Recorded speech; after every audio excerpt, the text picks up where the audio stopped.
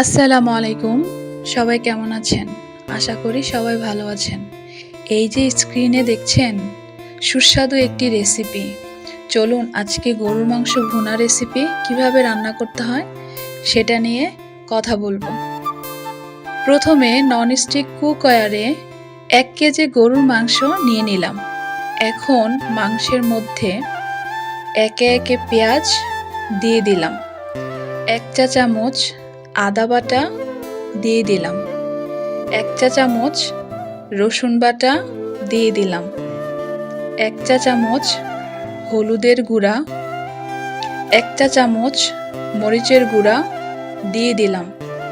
1 চা চামচ ধনিয়ার গুঁড়া, 2 চা চামচ জিরার গুঁড়া দিয়ে দিলাম।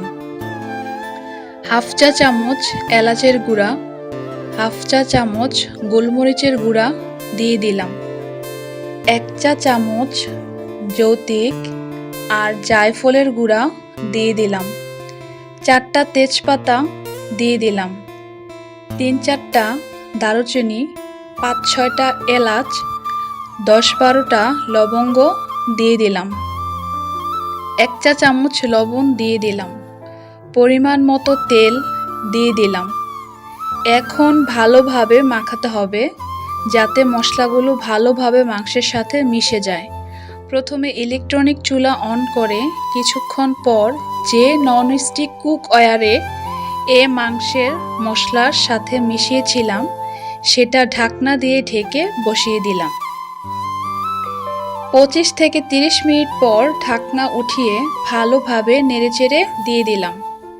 5 থেকে 10 মিনিট পর ঢাকনা উঠিয়ে হাফ চা চামচ টমেটো সস দিয়ে দিলাম।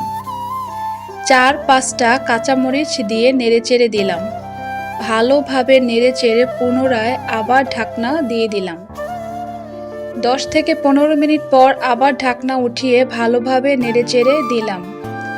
আরও আধা ঘন্টা থেকে 1 ঘন্টা ভালোভাবে মাংস কষিয়ে নিয়ে পরিবেশন করলাম গরম গরম গরুর মাংসের ভুনা। দেখে তো আমার জিভে জল চলে আসছে। কি দর্শক, নিশ্চয়ই আপনাদেরও খুব খেতে ইচ্ছা করছে। তাহলে দেরি না করে চট করে বাজার থেকে উপকরণগুলো কিনে এনে বানিয়ে ফেলুন মজাদার সুস্বাদু গরুর মাংসের ভুনা।